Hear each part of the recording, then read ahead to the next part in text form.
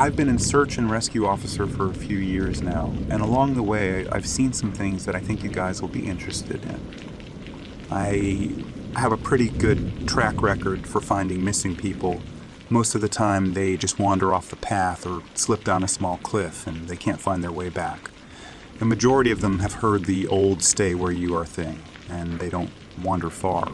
But I've had two cases where that didn't happen. Both bother me a lot, and I use them as motivation to search even harder on the missing persons cases I get called on. The first was a little boy who was out berry picking with his parents. He and his sister were together, and both of them went missing around the same time. Their parents lost sight of them for a few seconds, and in that time both the kids apparently wandered off. When their parents couldn't find them, they called us, and we came out to search the area. We found the daughter pretty quickly, and when we asked where her brother was, she told us that he'd been taken away by the bear man. She said he gave her berries and told her to stay quiet, that he wanted to play with her brother for a while. The last she saw of her brother, he was riding on the shoulders of the bear man and seemed calm. Of course, our first thought was abduction, but we never found a trace of another human being in that area. The little girl was also insistent that he wasn't a normal man, but that he was tall and covered in hair, like a bear, and that he had a weird face. We searched that area for weeks. It was one of the longest calls I've ever been on, but we never found a single trace of that kid. The other was a young woman who was out hiking with her mom and grandpa. According to the mother, her daughter had climbed up a tree to get a better view of the forest, and she'd never come back down. They waited at the base of the tree for hours, calling her name, before they called for help. Again, we searched everywhere, and we never found a trace of her. I have no idea where she could possibly have gone, because neither her mother or grandpa saw her come down. A few times, I've been out on my own searching with a canine, and they've tried to lead me straight up cliffs. Not hills, not even rock faces. Straight, sheer cliffs with no possible handholds. It's always baffling, and in those cases we usually find the person on the other side of the cliff, or miles away from where the canine has led us. I'm sure there's an explanation, but it's sort of strange. One particularly sad case involved the recovery of a body. A 9-year-old girl fell down an embankment and got impaled on a dead tree at the base. It was a complete freak accident, but I'll never forget the sound her mother made when we told her what had happened. She saw the body bag being loaded into the ambulance, and she let out the most haunting, heartbroken wail I've ever heard. It was like her whole life was crashing down around her, and a part of her had died with her daughter. I heard from another SARE officer that she killed herself a few weeks after it happened. She couldn't live with the loss of her daughter. I was teamed up with another SARE officer because we'd received reports of bears in the area. We were looking for a guy who hadn't come home from a climbing trip when he was supposed to, and we ended up having to do some serious climbing to get to where we figured he'd be. We found him trapped in a small crevasse with a broken leg. It was not pleasant. He'd been there for almost 2 days, and his leg was very obviously infected. We were able to get him into a chopper, and I heard from one of the imps that the guy was absolutely inconsolable. He kept talking about how he'd been doing fine, and when he'd gotten to the top, a man had been there. He said the guy had no climbing equipment, and he was wearing a parka and ski pants. He walked up to the guy, and when the guy turned around, he said he had no face. It was just blank. He freaked out and ended up trying to get off the mountain too fast, which is why he'd fallen. He said he could hear the guy all night, climbing down the mountain and letting out these horrible muffled screams. That story bothered the hell out of me. I'm glad I wasn't there to hear it. One of the scariest things I've ever had happen to me involved the search for a young woman who'd gotten separated from her hiking group. We were out until late at night because the dogs had picked up her scent. When we found her, she was curled up under a large, rotted log. She was missing her shoes and pack, and she was clearly in shock. She didn't have any injuries, and we were able to get her to walk with us back to base ops. Along the way, she kept looking behind us and asking us why that big man with black eyes was following us. We couldn't see anyone, so we just wrote it off as some weird symptom of shock. But the closer we got to base, the more agitated this woman got. She kept asking me to tell him to stop making faces at her. At one point, she stopped and turned around and started yelling into the forest, saying that she wanted him to leave her alone. She wasn't going to go with him, she said, and she wouldn't give us to him. We finally got her to keep moving, but we started hearing these weird noises coming from all around us. It was almost like coughing, but more rhythmic and deeper. It was almost insect-like. I don't really know how else to describe it. When we were within sight of base ops, the woman turns to me, and her eyes are about as wide as I can imagine a human could open them. She touches my shoulder and says, "He says to tell you to speed up. He doesn't like looking at the scar on your neck." I have a very small scar on the base of my neck, but it's mostly hidden under my collar, and I have no idea how this woman saw it. Right after she says it, I hear that weird coughing right in my ear, and I just about jumped out of my skin. I hustled her to ops, trying not to show how freaked out I was, but I have to say I was really happy when we left the area that night. This is the last one I'll tell, and it's probably the weirdest story I have. Now, I don't know if this is true in every SAR unit, but in mine, it's sort of an unspoken regular thing we run into.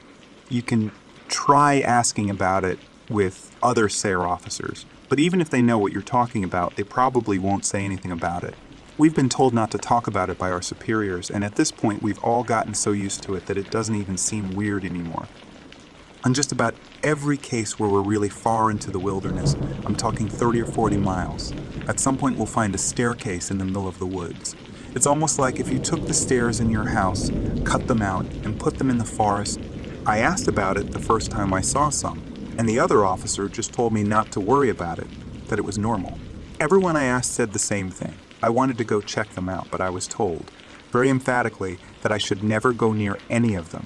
I just sort of ignore them now when I run into them because it happens so frequently.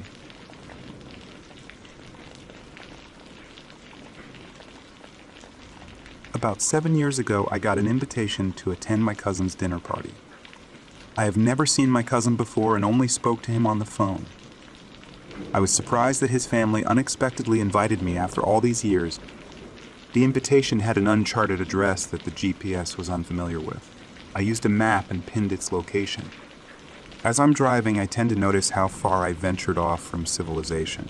Trees after trees, farms after farms. Where the fuck am I going? I finally found a similar address that might be it. Approaching the house, I notice how dull and dreary it looks. It's completely engulfed with leaves and branches. This can't be it, I said to myself. As soon as I entered the rocky driveway, my aunt and uncle came out to greet me. They seemed excited and welcoming. Walking into the house, I asked where my cousin is. Answering immediately, he went to run a few errands. He should be back later. We spent the whole couple of hours talking about my mother and family. My aunt made delicious homemade pot roast that I finished off in minutes. After dinner, we played an enduring game of, it was surprisingly fun and competitive. When we finished, it was almost dark and still no sign of my cousin. Regardless, I had to leave. It was almost dark and I would have trouble getting out of this dreadful place. My GPS was ineffective, so I asked my aunt and uncle the most efficient way onto the highway. They gave me a puzzled look. "I thought you were staying the night." I told them I couldn't because I had work tomorrow and couldn't afford to miss another day. "It's much better if you leave tomorrow morning. Trust me, you'll get lost." I shrugged it off and told them not to worry. I'm an adept navigator. I could get out the Sahara Desert. Looking aggravated, they strongly advised me to stay the night for my own sake. At this point, I was getting pissed and irritable. I sighed. "Fine, I'll stay the night, but I have to get up early for work." Both of them seemed strangely ecstatic that I was staying the night. As soon as they went to go get my bed sheets and pillows, I ran out the door and got in my car. I hastily pulled at the driveway. It took me a while, but I found my way out the depressing place. I got home an hour later than expected. It was 11 and I didn't want to wake my parents up. Climbing my fence and entering the back door, I noticed the kitchen lights were on. As soon as I took my first step in the door, I see my mom sitting there looking impatient. "Where were you?" she asked. "I was at Aunt Deborah's. You knew this." "Then why did she call saying you never arrived?" Till this day, I never knew who I visited.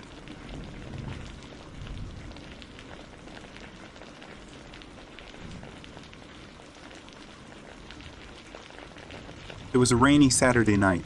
I was out in a restaurant with some friends having a great time. It was almost midnight, and we had to leave. We came out, said our goodbyes, and I walked towards my car. I got in and started driving towards my home. I had a long day and was really tired. It was about an hour's drive to my house. On my way, I started to feel sleepy, so I turned on the radio to keep me awake. But there was some problem with the radio. All I could hear was static. I was checking the radio when suddenly I saw someone standing straight ahead in the middle of the road. I severed left and applied the brakes hard. The car screeched to a stop. I got out of the car to check, but there was no one there. I looked around where I saw the person standing, but there was no one to be seen around. No person, no tire marks, no indication that anything happened. I thought that my mind was playing tricks on me. I was just really sleepy. I went back to my car, checked the car. Everything seemed to be working, except the radio. I was a little shaky after that incident and went on to drive slowly towards my home. I reached home at 1 a.m. Just as I got in, my phone rang. It was Andy, one of the friends with whom I was having dinner earlier tonight. He sounded worried and he said that he was calling to check that I reached home safely or not. I told him that I was okay and asked what the matter was. He sounded confused and scared. He told that while driving home on the way he saw a guy who looked just like me standing there in the middle of the road. He thought that he had hit me with his car, but when he went out to see, there was no one there. That was very weird. I said that even I experienced the same thing. He said that he had called the other two friends too, and even they saw something similar. He started to panic. I told him not to think about it too much right now and just go to bed. We'll figure this out tomorrow. After the call, I took a nice, hot shower and then went to bed. Next morning, the four of us had decided to meet at the same restaurant and discuss the events of last night. I reached there early only to see that the restaurant had been burned down to the ground. The entire place had just been completely destroyed by the fire. There were paramedics and firemen checking for any survivors and trying to get the dead bodies out. I saw an onlooker standing at the side or the road and went up to him to ask what had happened there.